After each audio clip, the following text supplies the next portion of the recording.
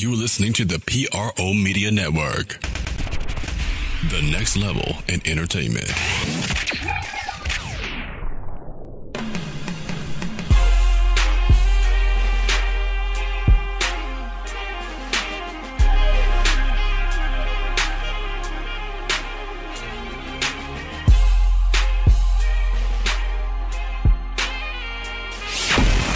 Get ready. It's time for the Sports Coma with Big Q and the guys. Telling you everything you need to know about the Saints, Pelicans, and a whole lot more.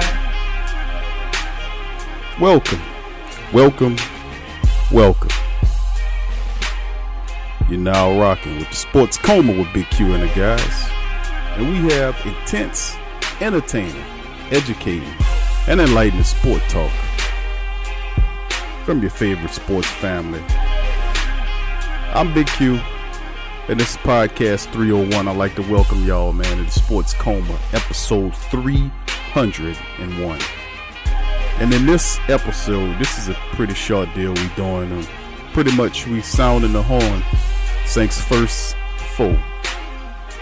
First prey of whatever it is, the first person. I mean, you know it's hunting season around the country, so you know the Eagles are definitely what we hunting for in this particular episode. So it's a done deal. The Bears fall because the kicker missed the field goal, man. It's a done deal. They lose behind a missed field goal, 16-15. Philly stayed in this thing.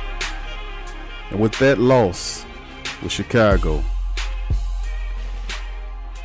there's a brother I met up in Chicago, man, and his name was Nate. I won't give his last name out, but Nate's a big-time Chicago fan. And guess what, Nate? Bears didn't make it, man. After all those years, the Bears fighting through it, they couldn't get through Philadelphia. And in my head, I was thinking to myself, Philadelphia, after all, are still the Super Bowl champions here. Defending Super Bowl champions, still Eagles. The same situation set out like it did before with the Eagles. Wentz went down. Foles comes in during the playoffs, and they willed off a string of wins behind him, ultimately getting to the Super Bowl, winning the Super Bowl. It's going to be interesting, man, because Chicago was a team that had it going. They had everything going for them. Defense, offense was struggling. Trubisky put on a fine performance. When they come down to it, they lose by the foot of the kicker, 16-15. They go down. So I was anticipating, I say, man, if the Bears can hang in there, we'll get Dallas down here in the Dome. We'll have to wait on Dallas. Baron, they make it out from the Rams alive. We get the Philadelphia Eagles. We get the defending Super Bowl champions, fans. And besides that, if we take a look at what that was dealing with the Eagles. Now, this is the same team that we cleaned up back some ways back in the season. What game was that we cleaned up the Eagles? 5, 6, about I say we're going back about maybe what was it? About 10 games into the season. 4, 5, 6, 7, 8, 9, 10. Yeah, week 10. We cleaned the Eagles up 48-7. We cleaned them up 48-7, got them up out of here. And of course, that's what Carson Wentz was at the helm. 19-33 for 150, threw 3 interceptions. We just destroyed that team. And that's, of course, Malcolm Jenkins, former Saint Malcolm Jenkins, came out and said, hey, man, that was our lowest point of the year. Then they decided to turn around after that demolishing. Everybody, Washington Redskins was favorites in that thing. You had Dallas, who ultimately took it, but Philly, everybody said, well, they're forgetting about us again. How could we be the underdogs against Chicago when we the Super Bowl champions? Well, they managed to pull it out the hat against Chicago, and they come into the Dome, man. That's the first opponent the Saints have in this here thing. Welcome aboard, everybody. I'd like to thank y'all for joining us on the Sports Coma 301. And pretty much what I'm doing in this show is just pretty much dealing with the reaction of the fact that the Saints now have a opponent. Now we know who we can start putting some tape on. Now we know who we got to deal with. And we demolished this team 48-7, but let's not get this confused. This team that's winning these games now. It's a different team than what the shell of the team what they were back in week 10 when we took them apart 48-7. Crazy part about it is they're going to have a chip on their shoulder coming into the Superdome. They went up to Chicago. That was a ruckus environment, and they were able to pull out a win. The thinking in my mind is that they put out too much energy to beat that team to come to the Dome and try to manufacture enough energy to take on the Saints, because guess what? Even though Chicago's offense was pretty spectacular, outside of that, we're not going to play no games with this team. We're going to put this team away, and it's going to be a tough episode coming into this one. So without further ado, let's get right into some of the statistics from that matchup back in Week 10. Ultimately, like I said, the Saints didn't really have a problem in this game. The Eagles scored one time, and that was in the second quarter, and that was pretty much all they did. The Saints were up 24-7 by halftime, and ultimately scored another 24 to finish the game 48-7. They stopped Carson Wentz. He had 3 interceptions. Adams, who was the top running back at the time, 7 carries for 53 yards. Golden Tate, who was just traded for, he had 5 catches for 48 yards, no scores. Drew Brees put on a day that was. He was 22 of 30 for 363 yards. He had 4 touchdowns in the game. Mark Ingram had 16 carries for 103 yards plus 2 touchdowns. And, of course, Traquan Smith in that game. He didn't look scared. He didn't look like the game was bigger than him. He didn't look like he was scary and crippled and hurt every time he caught the ball in that game. He had 10 catches for 157 yards and 1 touchdown in that matchup against Philadelphia. They did not see him coming. The Saints finished with 546 yards of total offense versus Philly's 196, and Philly had 3 turnovers in that game. Saints controlled the time of possession, 37-34 to Philadelphia's 22-26. Saints had 28 first downs versus 13 by the Eagles. Now, coming into this next matchup, it's going to be a lot different, of course, because you know that the Eagles, they're going to be hyped. They're going to be feeling good. It's going to be another playoff. This is going to be an excellent game, man. Black and gold all the way. Couldn't ask for. We have an opportunity to. I know it ain't Dallas like a lot of people wanted. It's probably the least favorite team that the Saints wanted to see because we demolished this team already. But we just gonna have to spike them in the ground again, I guess. And they're gonna remember that butt whooping they took back in Week 10. You better believe they are. They didn't. And Nick Foles is a different kind of cat than what Carson Wentz is with that experience. You can see Chicago knocked them around, but we got to send up a signal about Jason Peters. Jason Peters, their offensive lineman, is damn good. I mean, he put on a real good show against one of the league's finest defensive ends in Khalil Mack. He slowed them down. You can't stop Khalil Mack, but Jason Peters, the Pro Bowler, slowed them down. He did a real good job against Khalil Mack, the best job I've seen anybody do this entire season on him. But anyway, we got to watch out for that guy because that guy was spectacular. Those defensive backs were pretty awesome, too, in this game. They were pretty spectacular as well. These young cornerbacks and safeties back there in the Eagles secondary, we have to be aware of. Most of those guys are not in the household names, but they made a series of plays out there that if you put the tape on, you're going to have to be aware of these particular players in this game. So let's look at it like this. Of course, in a minute, we're going to open up the lines. Matter of fact, we're going to open them up right now to call in, and you guys can call in to the Sports Coma right now. I'm giving an opportunity to call in. We talk about your reaction to the game, any questions, comments, concerns, what have you. You can talk to me live right now, 504-475-4482. That's 504-475-4482. Give your commentary on the game going on with the Saints' potential matchup against that Philadelphia Eagles club. You know, tell me what we need to be concerned about here. They didn't have much of a running game. We're going to see Darren Sproles again, but they didn't have much of a running game. You know, they have Bo Scott back there. They use him in the kick and return game. Darren Sproles, Malcolm Jenkins. You know, we have a couple of those guys, the former Saints guys, that's contributing. You know, what do you think about that? Do you think that they'll pose any problems like that? We have a close little game, 16-15, something like that, what we had? Or we going to kind of lay this here thing out? It's going to be interesting because they had maybe what Indianapolis did the other day when they kind of extended the score out, but then you see how close the game had gotten between the Ravens and the Chargers. It's playoff football, so they're throwing the caution to the wind and they letting things go. So we break down that Saints-Eagles matchup. Y'all tell me what y'all think.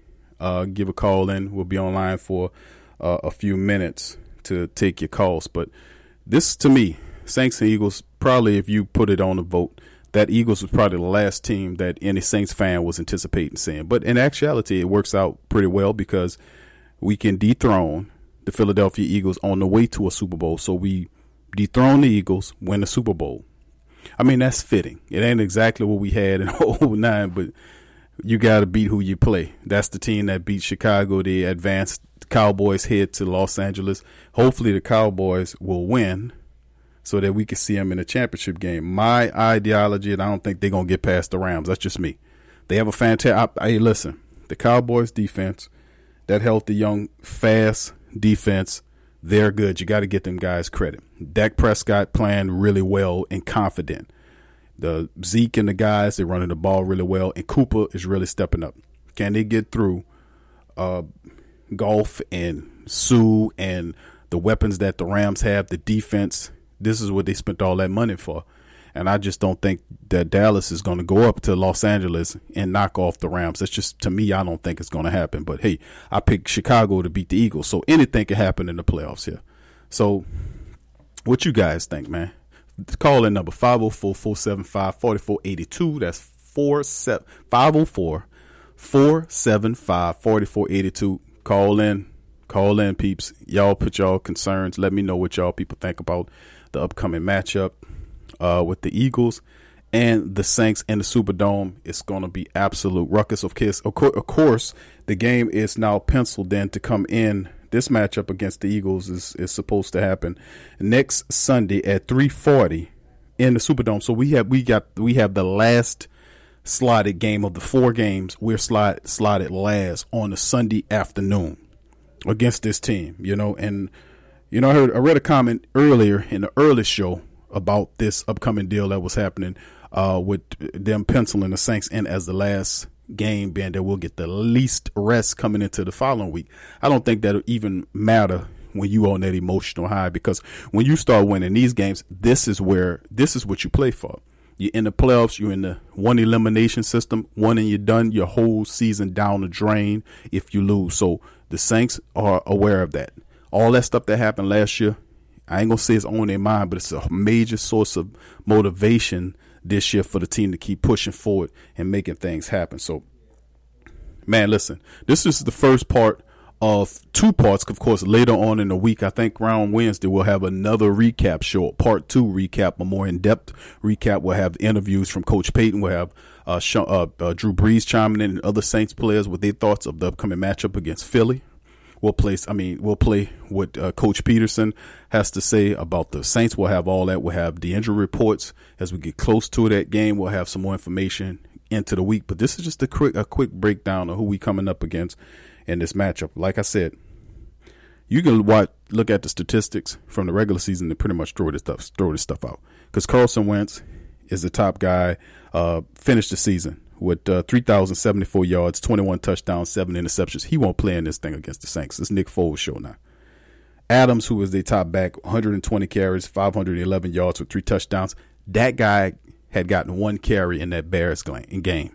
It was mostly Sproles and Smallwood in the game, the 2 smallish backs getting draws and all that kind of stuff. So Adams, he might change up the philosophy and put him in there to kind of hit the Saints with it. They felt like they can get away with it against Chicago with Chicago's pass rushers. When they pass rushing, they thought that they can dive and just hit them up the middle.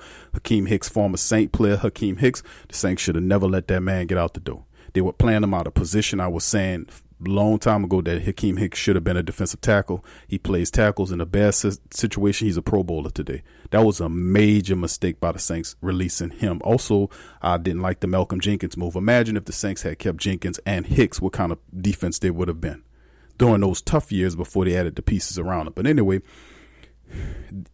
and then wide receiver situation. Top receiver for them is Zach Ertz. On the regular season, he finished with 116 receptions. That's pretty good by a tight end. For 1163 and 8 touchdowns. That's regular season statistics. Zach Ertz had some big catches in this game. So did Goddard, the backup tight end against the Bears. And then, of course, wide receiver Alshon Jeffries was huge. And Golden Tate. Watch out for Golden Tate. He's a guy that snuck the Saints a few times. He's one of those little slippery guys that find a hole, and he always makes all the tough catches, regardless of what it is. You got to watch out for Golden Tate. You definitely got to watch out for Golden Tate. No doubt about it. Golden Tate is the guy you got to watch out for coming into the Superdome, because when he was with Seattle, he had a couple of sneaky plays that really burned the Saints. So you got to watch out for that little fella. He's really tough. Berg in a real excellent player too. So when you look at the statistics, you like Foles, Sproles, and Smallwood, and even a guy like Golden Tate. Those guys are not on the top two of their perspective statistics, because a lot of those guys were injured or they contribute half the season, what have you. But those are the guys that they're counting on to make things happen in the matchup. So we'll see how things go. Like I said, this is just a short show, and we just gauging the reaction of what happened now that the Saints have an opponent to face. It's not the Cowboys, sad to say, but it is the Philadelphia Eagles. 504-475-4482. Chime in. We got a few more minutes on the air before we jump out. You can get on here right quick. But back to the game. That's interesting here to see what the Saints will come up with. Got a rich history with the Saints and the Eagles in the playoffs. You know, the Eagles knocked the Saints out the playoffs before, and we got an interesting history with this team. We're not going to play around with the Eagles. They're a dangerous club because Nick Foles, his ability to take pressure in the face when guys are rushing and blitzing and going at him, he has the ability to stand strong in the pocket and deliver touchdowns and completions. The guy's a difficult person to guard. It'll be interesting to see how Dennis Allen approaches this game against Nick Foles. You know, we want to get pressure on Foles. We want to get him down as much as possible, but we don't want to get tore up by Sproles out the backfield or Golden Tate. I keep going to Golden Tate because I'm thinking in my head Golden Tate will be the guy when he's in trouble that he goes to. Not to mention Zach Ertz is the top guy in there. Another thing we have to be mindful of in this matchup against the Eagles coming up is the two tight end set that they run. Both of those guys, Goddard and Ertz, are two fantastic tight ends. They block really well, and they can catch the ball. They can burn you. So the Saints have to be mindful of those two tight end sets of Goddard and Zach Ertz in the game. Zach Ertz is a top 3 tight end in my book in the entire NFL. Excellent player. Goddard was sprung in to give that extra advantage. They both block extremely well. They both catch the ball really well. They both big guys. And then if that don't float your boat, you got to worry about Alshon Jeffrey, what he did against Chicago tonight, and also Golden Tate, what he did against Chicago tonight. So they have weapons that you have to be on guard for. The secondary and the defense have to be ready for those guys. DeMario Davis has got to make sure he covers Zach Ertz. Alex Anzalone and those guys got to make sure they cover Ertz and Goddard, because Nick Foles is going to use those guys. He's going to use Tate. He's going to use Alshon. He's used Sproles out the backfield. They might bring in, they very seldom use back. They used, which is Adams, to be more of a ground guy like they did that first time around when they gave him some carries. In the Saints matchup, it didn't really help him then because it was a complete and utter blowout. But this could be what they do when they go back, look at the tape and say, well, what could we use to kind of come out here and make this a different outcome than what it was originally, because they're going to have that on their mind. And we got to put this team down. We can't turn the ball over. We got to play discipline. If we play our brand of ball, they can't do nothing with us. Bottom line, we play our style of ball, they can't do nothing with us. 504-475-4482. 504-475-4482. We got a few more minutes on the air if you want to holler at us, chime in on it on the talk. But this is the deal. This is the show. We have Saints and the Eagles coming up, and it's at 3:40 p.m. Central Time in the Dome. The fourth game of the 4 games for the playoffs coming up next weekend. So that is. So bottom line. So that's what it is, fam. You know what you think about it. You think the Saints gonna get it done? Chime in, let us know what the score is gonna be. Or better yet, the Sports Coma question of the day, which was, what are your concerns going into the playoffs? That's letting us know, what are you concerned about going into the playoffs? What you think about it? What you think is gonna happen? What are you concerned about? Are you concerned about the secondary, your pass rush, running game, wide receivers? What do you think is gonna happen? Let us know in the comments section below what happened. So we'll be back soon with another preview show for the upcoming game with the Saints and the Eagles later on in the week. We'll have it all, the full spread in the show as well. So thank y'all for joining us today on the Sports Coma with Big Q and the guys. As always, if you like the show, go to our social media, sign up Go to www.patreon.com/PRO Media Network and donate like Sean Sims and the rest of the great people out there. And you can help us out by supporting our sponsors. Those links in the description section below. So from me and the crew here at the Sports Coma, thank you for joining us tonight. Peace.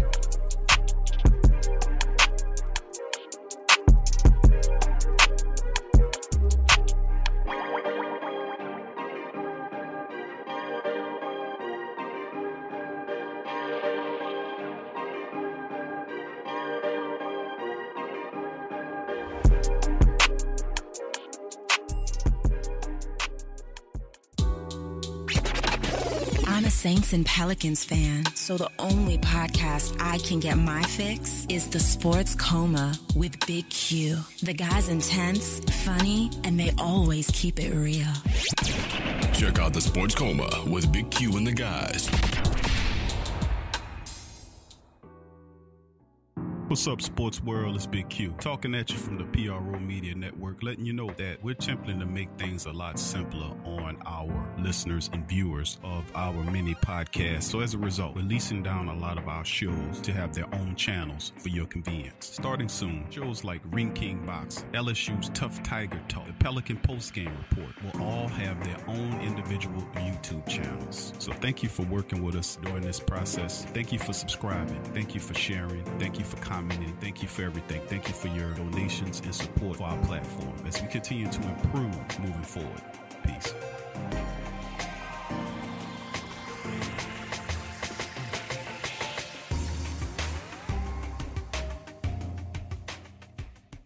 Sports fans are gearing up and saving big at Fanatics.com, the world's largest collection of officially licensed fan gear. From all the leagues, teams, and players you love, unique one-of-a-kind designs exclusively by Fanatics, and autographed collectibles from today's biggest stars shipped directly to your home. Join Fanatics Rewards for free to earn fan cash on every purchase. Shop now and for a limited time, get 20% off all orders. Fanatics.com, officially licensed everything. Hit the link below and rep the black and gold today. Who that? Do you need a domain name? How about a host for your website that can work with WordPress? Try Namecheap.com. They make registering, hosting, and managing domain names for yourself or others easy and affordable because the internet needs people. Namecheap is an ICANN accredited domain register and technology company founded in 2000. It's one of the fastest growing American companies according to the 2018 Inc. 5000. Celebrating nearly 2 decades of providing unparalleled levels of service, security, and support. Namecheap has been steadfast in customer satisfaction with over 10 million domains under management. Namecheap is among the top domain registers and web providers in the world. They offer a full selection of popular and unique domains along with fully featured hosting packages, SSL security certificates, WhoisGuard privacy protections, and more, all at the lowest prices in the industry. So if you need a domain name or hosting or anything else, think Namecheap.com. That's right, Namecheap.com. Check the description section below for link. Follow The Sports Coma on Facebook, Twitter, Instagram, and YouTube.